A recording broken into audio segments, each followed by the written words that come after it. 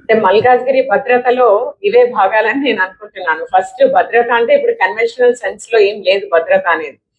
Cyber పరంగా, financial పరంగా, ఇప్పుడు మీ ఆస్తి మీకు ఇంపార్టెంట్, మీ ఇల్లు మీకు ఇంపార్టెంట్, మీ మూమెంట్ మీకు ఇంపార్టెంట్, ఎవరికైనా అంతే కదండి. అదంతా భద్రతతో కూడుకున్న విషయమే. దాంట్లో ముఖ్యమైన ఘట్టాలే once you go out of the house you have to reach back safely. That is one.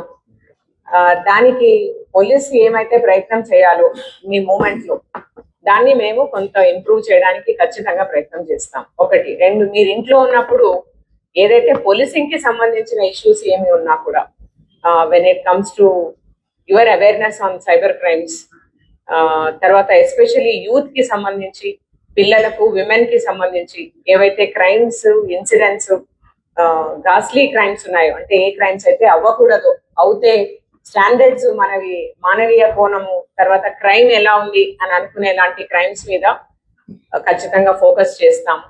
And security of citizens, response to the citizens ఖచ్చితంగా ఇంప్రూవ్ చేస్తాం. కళాశాలలు ఎక్కువ ఉన్నాయి,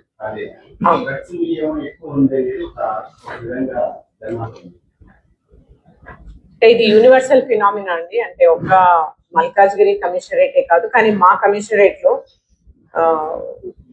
ఎక్కడైతే డ్రగ్ వినియోగం ఎక్కువ ఉంది, ఎందుకు ఎక్కువ ఉంది అన్నది స్టడీ. మోస్ట్ ఇంపార్టెంట్లీ ఇప్పుడు ఒక ఎడ్యుకేషనల్ ఇన్స్టిట్యూషన్సే కాదు, అక్కడికి రీచ్ అవ్వడానికి ఎందువల్ల అక్కడికి రీచ్ అవుతున్నాయి అన్న కోణం నుంచి వి విల్ డూ ఇట్.